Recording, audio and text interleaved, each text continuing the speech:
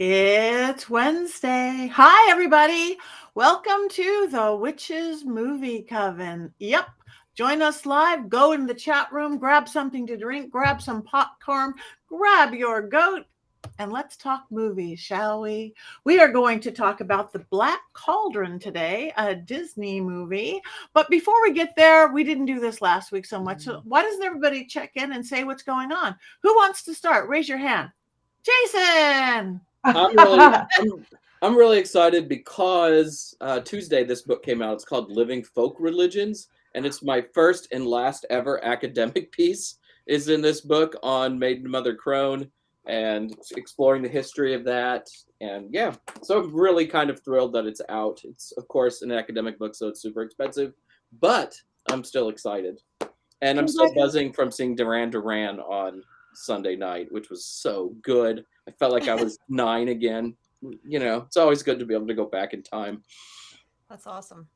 Beautiful. And congratulations. That's great. Both Duran Duran and the book. So that's it. That's okay. That's okay. Richard-Lael, you look very dapper as always.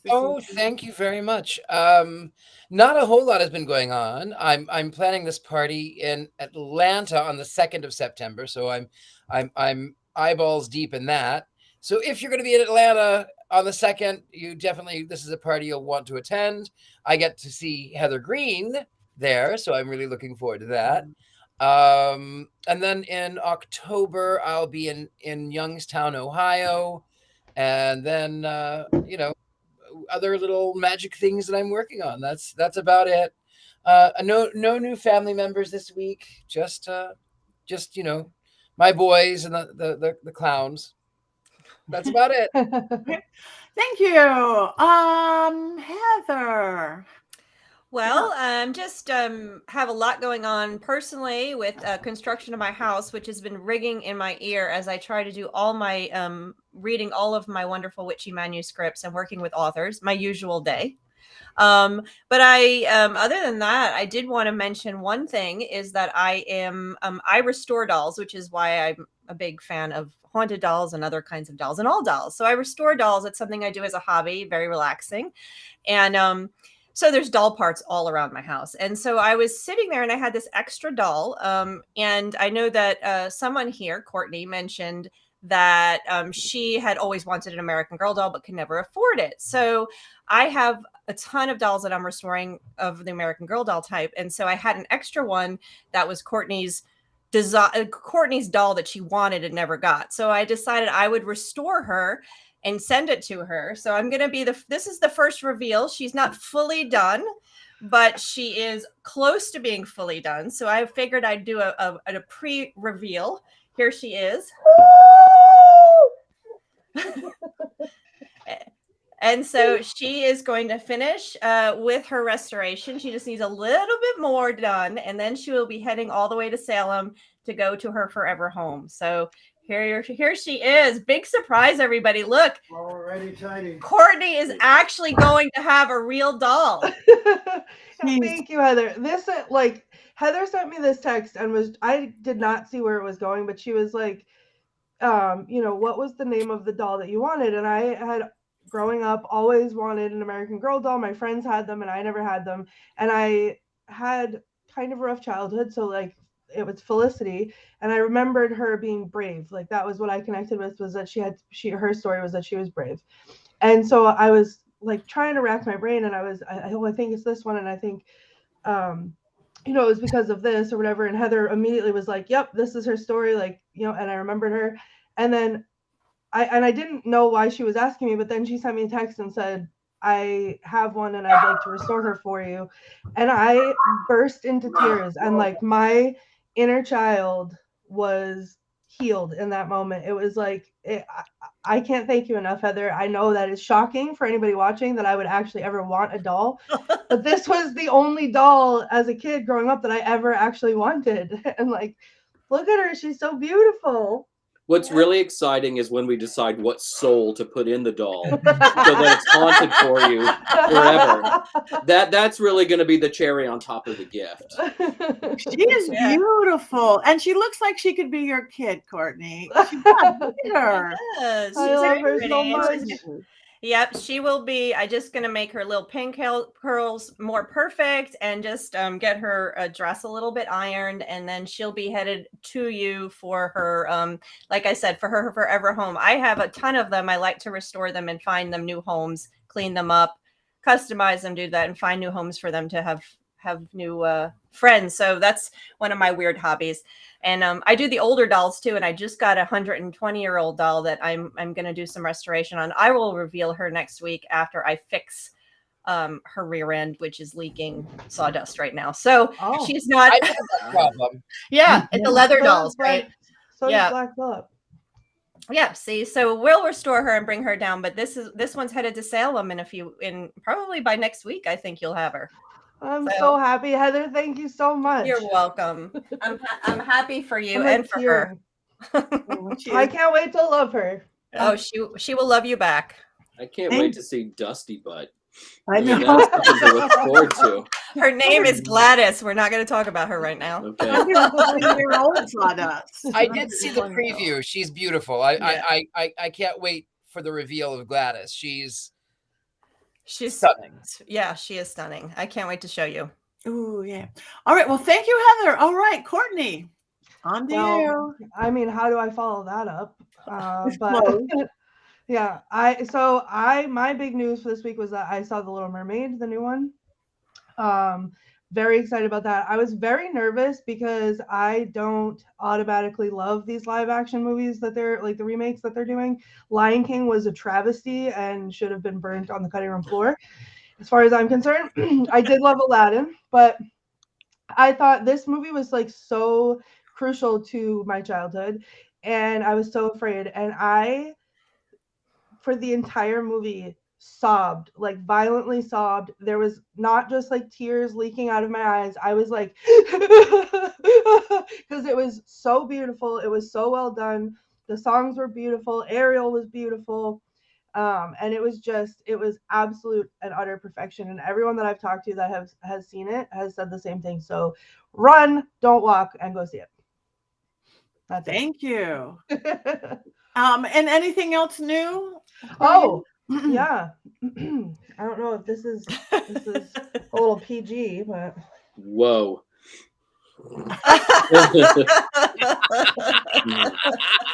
Look what we got, Heather. I see that. Yeah. I don't mind that. I wore it special today for this movie. But yeah. I can't this is the best because last week while we were talking, we flashed up our producers flashed up some new t-shirt on the screen, and I scanned the QR code, which is up in the corner right now. There it is. And I was so distracted from people. People were talking to me. You guys were talking to me, and I wasn't paying attention because I was busy ordering these two t-shirts. So I also have this one.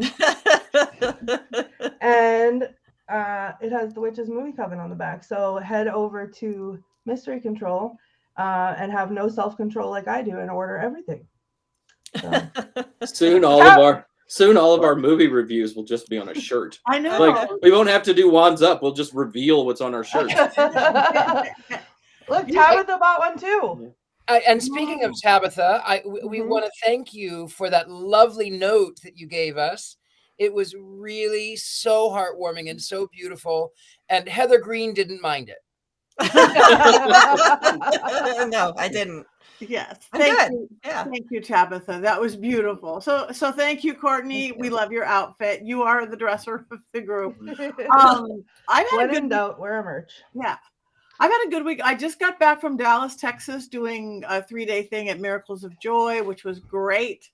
But floods are following me around. I am not taking responsibility just because I called some water dragons, but day 2, all of a sudden their whole shop was flooded, which is happening everywhere I go, but they'll get through it. But it was really fun. And I'm leaving for Ventura this weekend for Stefan Brigatti for a Pacific Coast Pacific Coast Paracon, all sorts of fun people. And then next week, Las Vegas. I'm going to be at the Halloween Emporium and Haunted Tea Room. My first time in a Hollywood Halloween Emporium Haunted Tea Room. So I'm on the road, and these, I might be able to take Black Phillip to Ventura with me to see how he does.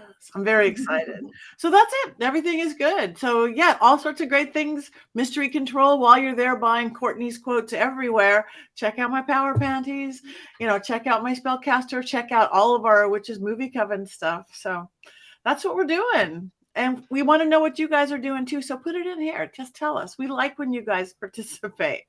All right. I guess we can get to the movie. Use code Patti, 25% off. That makes it, they're practically giving them away. And I was in such, don't be like me. I was in such a rush. I forgot. So I paid full price. And it was worth it. I also have to say, just really quick, Patti, your spellcaster line, I bought the rainbow. I think I've worn it on here before, but the rainbow witch hoodie. And it is still hands down, as you can see, I own a lot of them. Hands down my favorite hoodie that I bought from Mystery Control. It's so comfy. Thank you. Yes, Mystery beautiful things. We want to thank our producer Christine, who's really good at getting this all figured out, and Rob. So, oh wow, was that a music? Did that come in? Was that one of you, or was that like sound effects from the heavens? That was me kicking my desk. I'm sorry. It came on. It was power panties with a boom. It was not a doll. Not a doll wants some power panties. I guess that is good. He did just wink at me. I always stare at Not a Doll. It's just hypnotic. It is. It is. And Not a Doll moves. Yeah. Oh wait.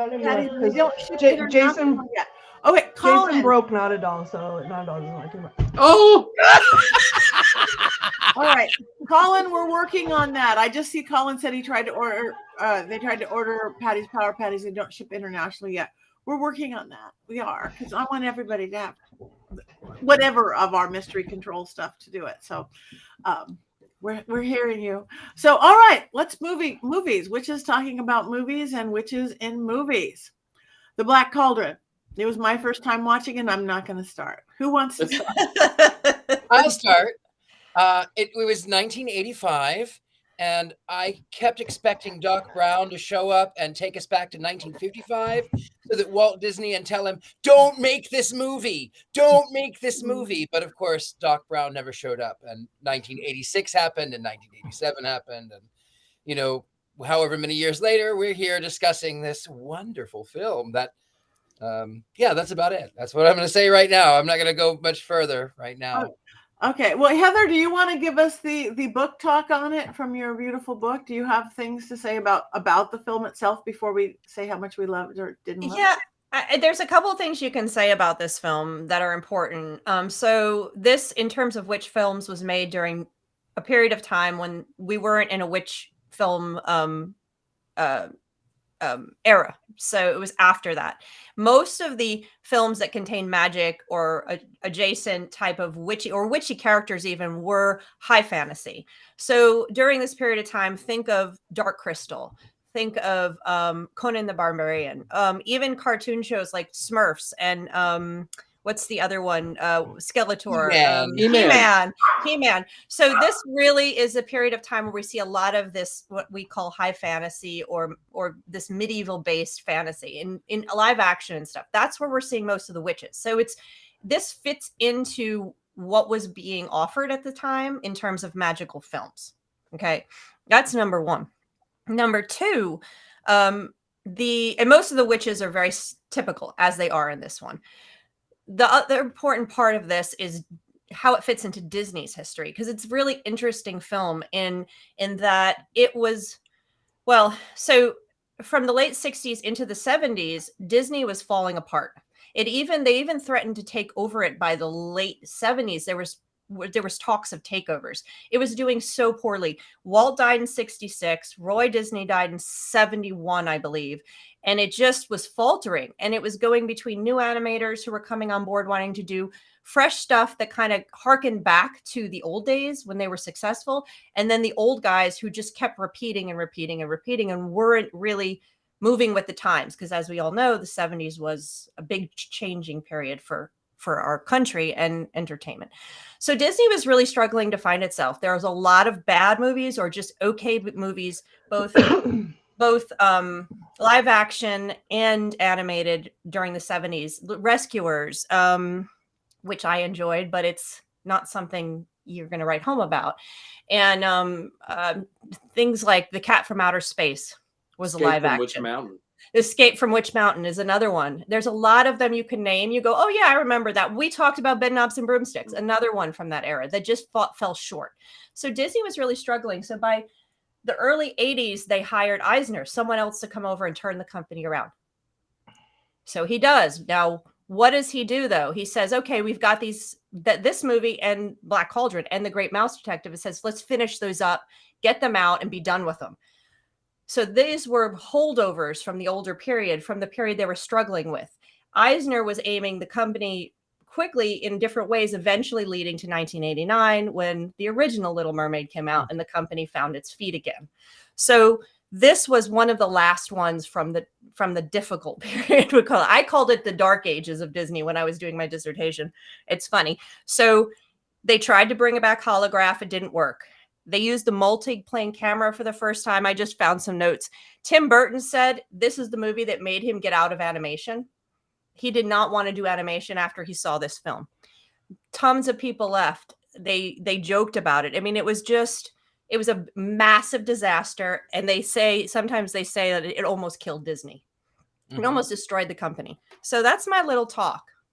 And I could talk about this for hours because it's so interesting what happened to Disney in during this time, but whatever. What I find fascinating here, Heather, is that this film cost at a time, because they used animation via computer was so expensive in those days. And they did it for the Cauldron and for the Magic and for the Bubbles. And it was computer animated. It was very expensive. This film cost $20-some million. 25, yeah. $25 million. And it only made like $22 million. Ironically, the Care Bears movie cost $2 million the same year. It cost $2 million to make and made $20 million. So one of the saddest things about this, though, is that this is based on a real property, not on a fairy tale. This is Lloyd Alexander's Pride and Chronicles. There are 5 of those books. I grew up reading those books in junior high school. They won Newbery Awards. They were quite acclaimed. And for any pagans out there, they're based on the Mabinogion, Welsh mythology, or the Mabinogi, as Dave the Bard just told me is the correct pronunciation. But so there's like this really kind of great pagan history to these, and they botched the whole story. This is a combination of the Book of Three and the book called The Black Cauldron. Lloyd Alexander said that he barely recognized the characters and the story. It had all changed so much over the course of Disney putting this all together. Yeah, I felt like it's a combination of it's a combination of the Smurfs and He-Man is what you're looking at. That's the quality. That's the quality you're getting here, which is really, you put the two together, you get this movie. But it was the first one to use computer animation, and they were so excited to be able to do a fairy tale-esque lore story again. They were 10 years they were working on this movie, which should tell you that it's not going to be successful in the first place. Movies that go on that long never are successful. So also the first PG Disney movie and the first Disney animated movie with no songs. So it was a radical departure from everything else that had come before. Yeah. And apparently in test screenings, the ending was so terrifying they had to adjust it because kids were like leaving the theater and like crying and screaming. And I wish they would have left that in. Actually. Yeah, I wish there was a cut. I wish there was an original cut of the film. It is scary. And it's funny. We talked about how some of these other films, we talk about how Maleficent and and the Evil Queen are so scary, and they were so scary. And Wicked Witch, those are nothing compared to this. With the what's his face? The Horn, is he called the Horn King? The Horn King, yeah. The Horn King. That's scary. And I frankly don't remember seeing it in the 80s. I know I did. I know I saw it, but I don't remember. It must have not had an effect on me. Well, the thing is, even I just watched this film, and even if I would have watched it in the 80s, there's not one thing that I can actually remember. It's like you said, it's a bad episode of the Smurfs meets He-Man. Mhm. It really is. It's pretty Unfortunate. It is. It's most unfortunate. One of the things though that I will tell you that I couldn't stand, that it was what's his name? Gurgi. Gurgi. I kept wanting him to say, "My precious." Yeah. The That's character awesome. of Gollum was based on Gurgi, and Andy Serkis has said that he was inspired by the Black Cauldron's Gurgi. Well, there you go. Yeah, so you're right on the money there, Richard-Lael. Wow. Yeah, we have one person over here in the comments said that Don Bluth left Disney so he could actually make animated movies, and that's true. And that happened right before this time. He was one of the new animators that wanted to make classic animated movies in a good way, and he was frustrated with the turmoil at Disney at the time, political turmoil inside the company. So he left, and he wound up doing American Tail at that time, and The Secret of Nim. I loved The Secret of Nim when it came out. Oh, it's so good. Nim. And I loved American Tail too. So he actually was more successful with these films during this period of time in the 80s. So that was a smart move on his part, I have to say. I had trouble staying with it. I had so much trouble staying with it. I was just, okay, let me watch the paint on the wall. Let me watch it. But the part that really bothered me is it seemed like it was all this like almost like critter cruelty or animal cruelty, and I just can't handle that. Even the little Grugy or whatever his name is, like they're so mean to him. I just thought it was cruel. And I couldn't get past that. Is that just me, or was it just they just put extra cruelty? There was a lot of cruelty in that, and I did get a little giggle because he says, "Oh, Gucci bad, beat Gucci, beat him in the head." I know, and those big buffoon guys. It's like so stereotypical.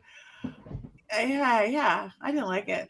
I couldn't even get past the pretty colors or the pretty anything. It was just, they were too mean to everybody. And I didn't care about anybody good enough to care about anybody. I literally just finished watching it as we were coming live, and I'm sure that I saw it.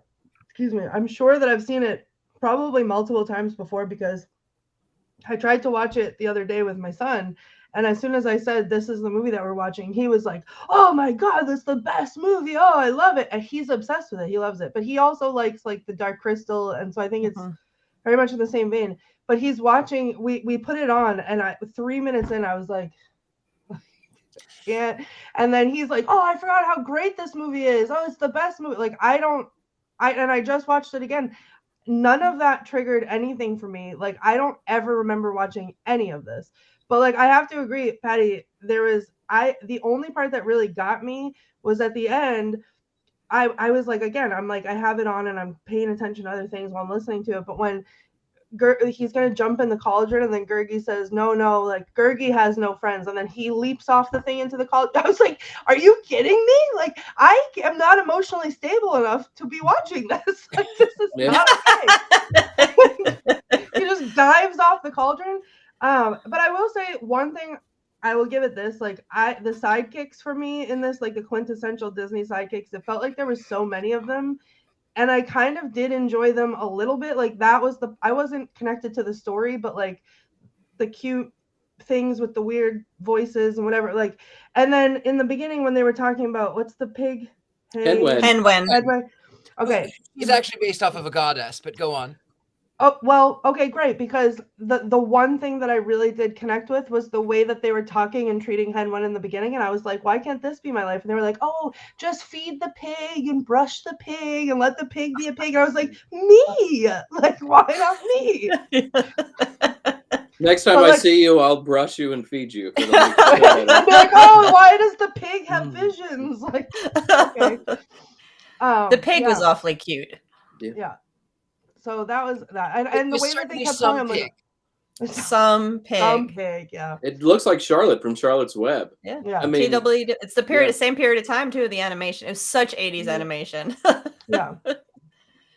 But yeah, I just think like and the way that they kept calling him like the pig, like everyone else was like, I think there was one quote and I couldn't really find it, but they were like, you know, I was looking for like a lord or like a, you know, a fierce warrior, and he's like, no, I'm just a pig keeper. And she was like, oh, well, I guess you could just like come along then because like you're useless. Assistant Okay. pig keeper. He's Yeah, thank you. He's Right. or as they call him also in the film, Pig Boy. You hear Yeah, that? pig Right. boy, pig boy, over and over again. It was like Yeah. pig boy. And I felt sorry for the pig, even the magical pig. Everybody. I cried for the animals. I cried for whatever they were. But the heroine, the fairy woman, Princess Peach, Elonwy. Elonwy. Elonwy. Elonwy. I just couldn't stand her voice. I really just wanted her to shut up. Oh, Hello. this Talk is about cruelty to animals. That was cruelty to these pig ears. That was this is making me cry today. You know, I expected people not to like this film. I remember when it came out, it made no impression on me at all, and I had read the Chronicles of Prydain before. And I remember I finally found it in the 90s and I was like so excited. And then I was heartbroken when I watched it because they get so many of the characters wrong. Gurgi is not a little bear badger thing. He's basically like a Sasquatch, a skinny Sasquatch who can ride horses. Very much kind of the European wild man myth. Fluter Flam is not 80 years old. He's young. He's got pretty hair. He's taller. He's quite regal. They got Fluter Flam completely wrong. Curl. Yeah, I don't know why I like Fluter Flam so much, Weird. but there's something about him that I really like. And Elonwy, of course, has red hair and not blonde hair, though some of her characterization is on point. So there's a lot about this movie that I hate, but John Hurt as the Horn King gives an absolutely terrific performance. Terrifying. Some of the art is beautiful. The backgrounds, the character design for the Horn King is absolutely terrific, as is the cauldron itself. There's also sort of the end credit scenes where there's just some really, really pretty art. I want this to be a great film, and I know it's not, but at the same time, I just can't hate it entirely. And I find things to like about it while I'm watching it. But maybe just because I like the original story so much. Don't you think, though, and maybe, Jason, this would be for you, that with given what Disney does with their live animations, they run out of ideas and they try to keep themselves relevant and they try to keep these stories in line. Now, they may be good. The Little Mermaid is the #1 film this week. And we got a glowing recommendation from our own Courtney Buckley. But given today's standards of film, do you think it is possible that they could revive it and make it better with a live action? It would be fantastic if they took the 5 books. They could skip Karen Wanderer book 4, but if they took the 5 books and turned it into a live action show for 4 or 5 years, it would be outstanding. And I would cry. They should try to do it again, and they should do it right.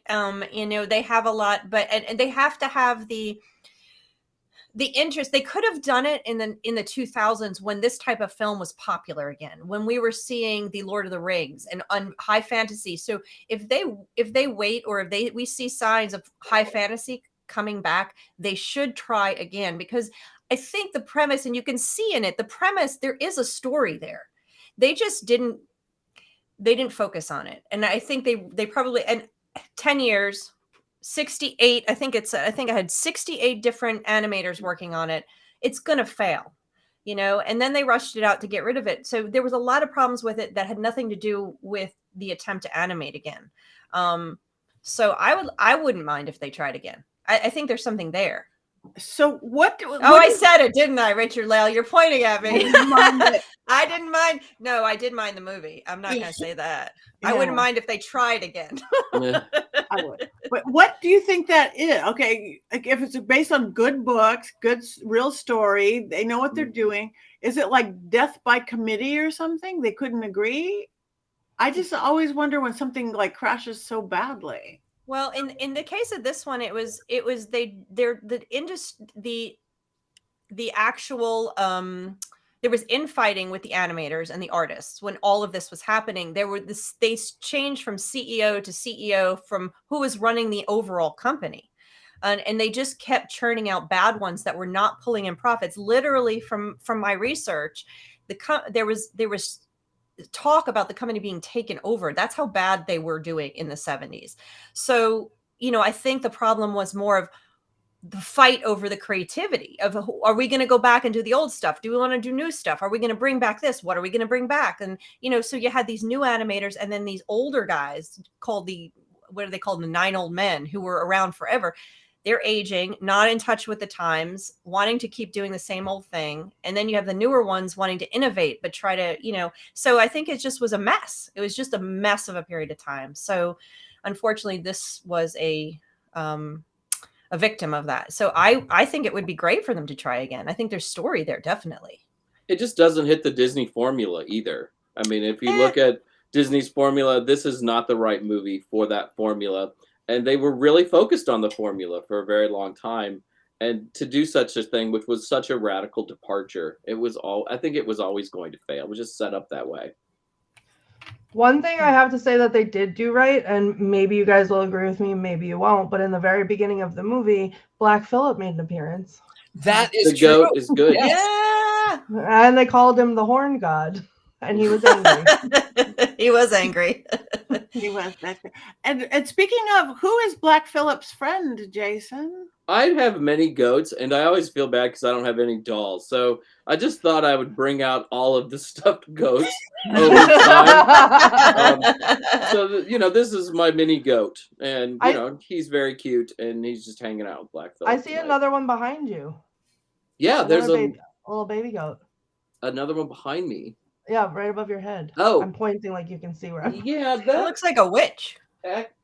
That's actually not a goat. Oh, yeah. Oh, there it is. I see it. It's a little white one. No, that's another one just like this. It's like a Thai beanie baby goat because people give me plush goats as gifts. I love that. Yeah, it's nice. And Thai beanie babies are so valuable, especially in 1991. Right, just 6 years after this movie. We need that time machine. I'm just waiting for that DeLorean to show up, right? No, back to the past, not back to the future. Well, the second movie they were in the future. I guess. Yeah, that's okay. But they were in our past because they went to what 2020. I know it's a different film. 1985, 1955, 2020. One?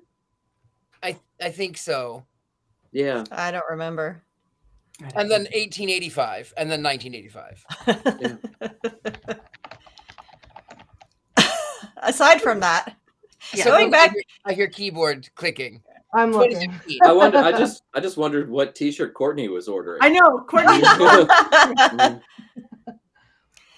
So this so as I said, this movie killed Disney. And honestly, personally, I've always been a huge Disney fan. I spent all of my master's degree studying Disney and my dissertations on Disney animation, so I spent a lot of time on that, and have just been watching it for all these years, and saw all the movies through. And I think it was this movie, and then maybe even The Great Mouse Detective.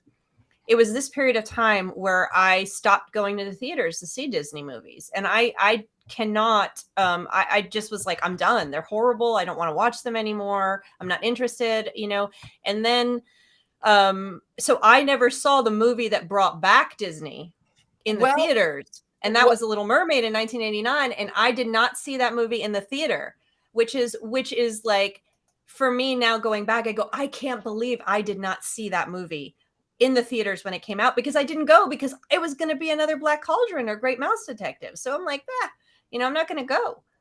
But so I did see it in the theater since then. But there are videos of me as like however young I was, 3-4-year-old kid at every family gathering, like Christmas, that I would insist that everyone gathered around me, and I had a little cash register that had it was like a shopping play thing. It had like the little microphones, you could be like, clean up on aisle 12, and I would remove that microphone from the cash register and I would belt Part of Your World.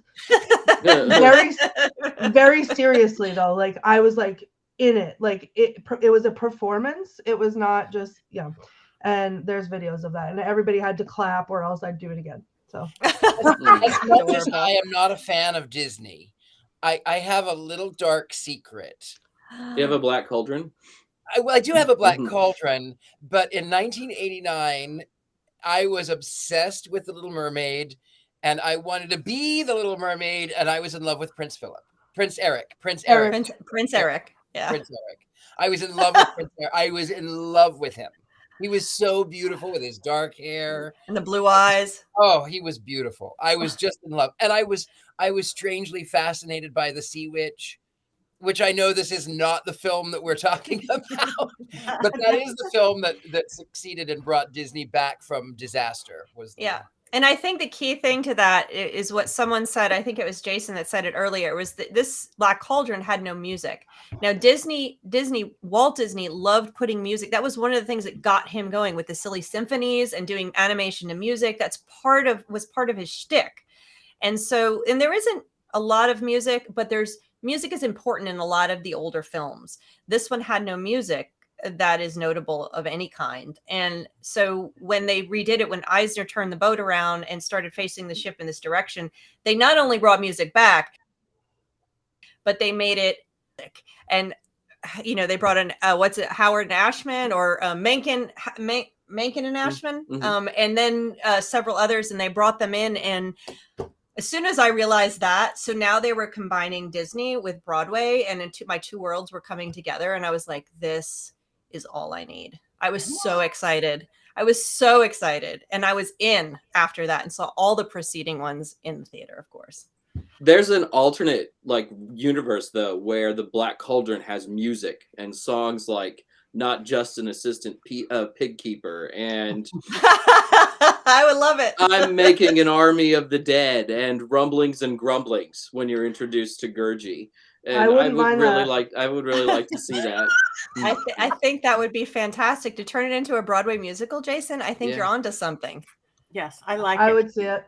And I just want to say, because it just died 2 days ago, speaking of music and beautiful music in Disney films and things, my friend Milt Larson just died 2 days ago. He was the starter of the Magic Castle, and he had the Variety Arts Center. I've worked with him since I don't even think I was 21 years old. And he wrote things with Richard Sherman from like Chitty Chitty Bang Bang and Mary Poppins and all that. I mean, he made a nice old 92. He was at the club till late the night before. He died in his sleep. So he did it all right. But I'm going to miss that guy. I've known him my entire adult life. So goodbye, Milt. Bye, Milt Larson. Speaking of magic and Milt Larson, magic in this film. There was a certain amount of magic, and I like Henwen. It is actually a Welsh goddess, and she is oftentimes depicted as a white pig because it's a sign of the mother and fertility. And the witches, by the way, were hilarious. I loved them. They were great. They were stereotypical, but they were great. Why was the one witch wearing the headband? It was like an exercise headband. I couldn't get over that. It was the 80s. It was the 80s. I thought it was so good. It was so good. Into the oldies. She was doing aerobics and stuff. Yeah. Until she kept her girlish figure. I love it. You know, she's was, like, listening so- to she was, like, Olivia that, she's Newton-John. You know, They were so it's the classic Macbeth witches that are used in all of the things, and they actually their skin turns green at one point. It goes back and forth. I can't remember. They get angry, and I think the skin turns green when they get angry. So there it's she is with her headband. She's right there with her headband. yeah. Did she? We Yeah. It passed. Yeah. Oh, there she is. Yeah.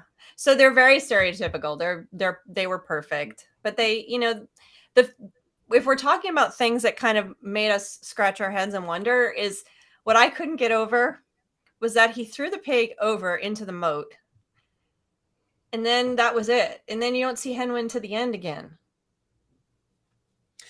And I kept going like, aren't you worried? I'm like, you just threw the pig into the moat, and then that's it. I'm like, I had that on my head the whole time. I'm like, what about the pig? What about the pig? Well, sorry, that was what was bothering me the whole time. Animal cruelty. Animal cruelty. Go jump, Henwen. And then he throws Hen. You would think he would try to get out and go find her right away, but then he gets absorbed into the whole thing, and he's dealing with witches and Gurgi, who just sacrificed his poor self for the good of the world. Too soon. I'm not ready to talk about that part. Yeah. Gurgi. Yeah. That's the only emotional punch Gurgi in the has whole no film. friends.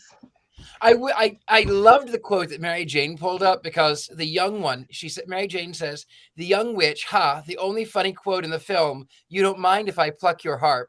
That one I did actually laugh out loud with. I went, that's a double entendre.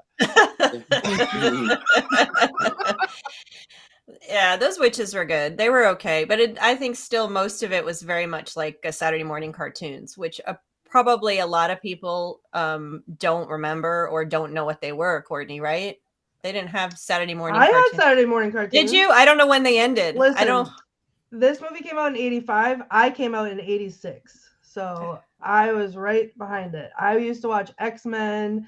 Spider-Man, the Tick. Spider-Man. Yep, the Tick. I used to watch, there was a whole host of them. I was big into like the Ninja Turtles, all that, all the Saturday morning cartoons. When did that end? I don't even know. When cable when cable came in, like probably late 90s. Yeah, late 90s. Okay. Well, that was a big thing. I mean, an hour and a half with the Smurfs. And the whole time that's all I could see was this is definitely He-Man on the Smurfs. But you know, I actually loved the Smurfs. I did. I loved the Smurfs, but they were the Smurfs and Gargamel and Azrael. The animation in this is a lot better than those cartoons. I mean, because I still watch some of those cartoons, and this animation is fluid. If you ever watch the original He-Man show, and if you look closely behind me, you can probably see a display of He-Man stuff with the wide-angled stuff. That animation is complete garbage. This is good animation. It's just not particularly a well done story. Yeah, I think their animation could have been better. I don't like the character designs. I really hate the character designs. That's what I'm talking about. Is the characters themselves look very simple compared to what Disney normally does. That's exactly right. The backgrounds and the king, he's way more complex. So maybe that's part of the creativity arguments they were having. There's a couple of pictures of Richard Burton's character designs, and they are awesome. They're floating around online. However, they just probably don't. They shouldn't be in a Disney movie in 1985. But maybe now, because things have changed. I think like you can be a little bit more adult in a Disney movie than I think you could back then. Right, it's true. All right. Well, I guess we've talked it. So I guess we have one thing left to do, and that's vote on it. Okay, we want you guys out there. Hi, Suzanne. Hi, Tabitha. Hi, everybody. So, wands up, wands down. The Black Cauldron, 1985 Disney movie. It is a noble failure. It is a failure, but it is a noble failure. And I do think it is worth watching. I do think that there are some redeeming qualities. I am usually the one doing the thumbs down, and I am giving this like, a 50-50, 55-45, kind of up. Not enthusiastic, but I still think it's worth watching. Just watch it for John Hurt, who's fantastic as the Horn King. That creepy voice, and that good animation. Sorry, I'm very passionate about these things. I feel like I can't give it a full ones down just because I felt so represented by the pig that got fed and brushed, and so that's where I'm at. And because R.I.P. poor Genji or whatever, Gurgi. Poor Gurgi. Yeah, I agree. I'm sorry, I didn't mean to. Okay, I agree with Jason. You should watch it because I think you should watch everything. And to know it's good, you need to see what's bad. But I have to say, a comment in the thing, it says you all would probably hate The Last Unicorn. And I'm just gonna say I love The Last Unicorn. I do too. I love that. I love it. Absolutely love The Last Unicorn. It's a totally different movie. Okay, so I'm looking at everybody writing. We've got ups, we've got downs, we've got half and half, which is up. Juan's neutral for overall. Down, more downs than up. I'm down just for animal cruelty. Sorry. I don't need to see it to say down. Lisa, you're killing me. That just hurts. Hurts me.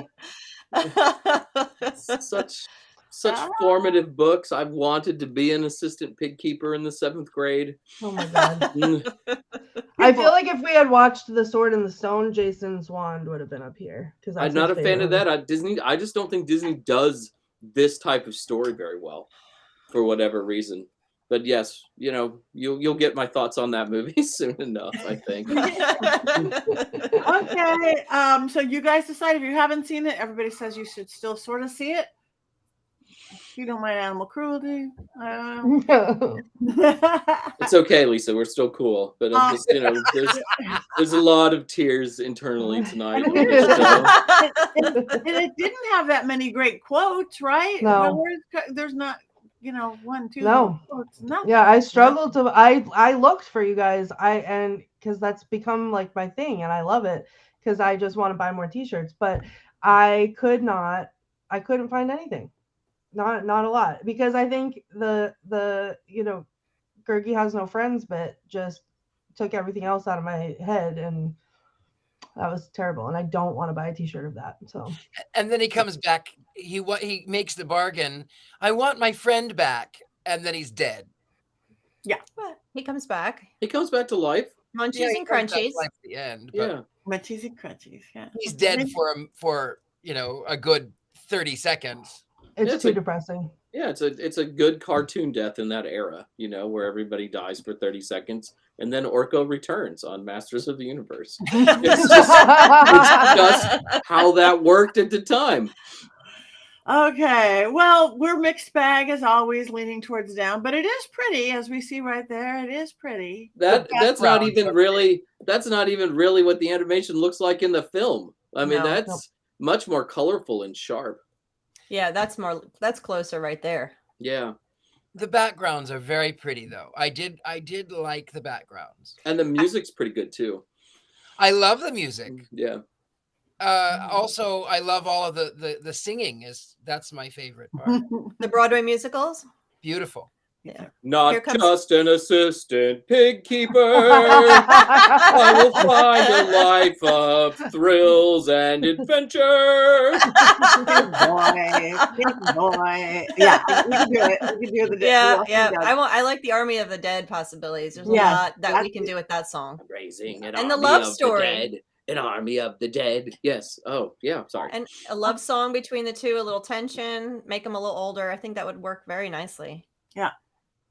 Oh, wait. Somebody just asked, Robert just asked, what is the book series it was based on? The Chronicles of Prydain. This is an adaptation of the first 2 books, the Book of 3 and the book called The Black Cauldron. Also, make sure to read The Castle of Lear and The Final Battle and even Terran Wanderer. I love all of them so much. Okay. And the books were based on Welsh mythology. Yeah. Yeah. All right. Well, thank you. Cool. I don't know what we want to do next week. We do want you guys' opinions on things. If anybody has any thoughts, have we been discussing what we're going to talk about next week at all before we check in? We have a list. We do have a list. And our producer kept asking us in the chat, and none of us answered. Shame on us. Yeah. I can look right now. We'll have to discuss it and then announce, I guess. I guess we will discuss it and then announce. So everybody has to wait. Hocus Pocus. We did We did Hocus Pocus. We Yeah, did we it. did. You have to watch one of the old ones on YouTube. I know there's ones we always say we should do and we never do, but I never remember what they are. One of the ones that Disney made at this period of time that was a big flop that we might want to do is, yes, Warlock 1989. Sorry, I just got that. We've talked about doing that one. But it was something Wicked This Way Comes was one of their live actions that was made around, I think it was 82 maybe. That's another one we could do. It was interesting. I remember liking that one when it came out, but it was a flop too. Okay. Let's do a non-flop. Yeah, we can do that. Yeah. Let's do a non-flop. I would just vote for that. But anyway, we have a few minutes left. We kind of already checked in, but does anybody have anything coming up that they want to do or say? I will be in Orlando next weekend for Summer Magic Fest, which is a new indoor pagan magical gathering, like a mile from the airport in Orlando, which is pretty exciting. So really thrilled to be going to that. I'm a fill-in for Ivo Dominguez Jr., who recently had a heart attack. I love you, Ivo, because he's like one of the best people I've ever met. So I'm going to try to do as well as he can, which is not possible, but still fun to be out on the road doing pagan stuff, talking about things that aren't bad movies. Yeah, and there's lots of different things coming up. I'm doing Witches Fest, I think, but I'm not going to New York because there's online stuff and other stuff. Got that one coming up, and I'm not even sure when that is. It's in July. I forgot to mention, you guys will be very proud of me. I've finally started sleeping with the lights off again. Bravo! Yay! Bravo! That's awesome. Only took 5 weeks, so I feel like that was fine. And in the spirit of that, after we get off here at 10:30 Eastern, I'm gonna be going back to streaming my favorite ghost hunting game. A friend of mine who's never played it before is gonna play with me. So I'll be streaming on Twitch, and if anyone wants to play along and try to scare me into sleeping with the lights on again, I have sound alerts set up, and it's interactive and fun. So I am at the Themes. On Twitch, you can scan that and it will bring you there. And then at 10:30, I'll be live. Perfect. Thank you. And awesome. Everybody else, where can people find you and follow you? Oh, you can find me on all the socials at the Themes, and on Scared and Alone at scaredandalone.com as Ghostbait, and hanging around Salem sometimes. Yeah. Well, and I'll go ahead and go. So you can find me. I'll be teaching at University of Magicus. I've got one coming up on Sunday. So if you are wanting to know about magic, come to universitymagicus.com. Patti Negri is there. Father Sebastian is there. Lots of people are there. Lots of magic. We're trying to get Heather Greene to get there and talk about her on the dolls. Jason and everybody. It's a great school. Yes. universitymagicus.com or magicu.org. We have like 20 teachers now and different paths, all different, different paths. So we call it a real life Hogwarts. We do. So thank you, Richard. And where can people find you, Jason? Often at Mankey and on Twitter or on Instagram as the Silicon Valley Witch, just because I like to remind people that it's not all tech out here. That's funny. Yeah. Heather? I'm going to be at Mystic South in Atlanta in mid-July, July 14th, 15th, and 16th. That's a pagan witchy conference that we have. So I am on the board for it. So I will be there. And probably running around like a crazy person trying to maintain everything, but I will be there and I will be doing some classes and having some fun as well, meeting everybody. And let's see, I'll be in Minneapolis and I'm end of June. So I may wind up doing stopping in at a bookstore while I'm there and maybe doing a talk or signing or something. So I'm working on that.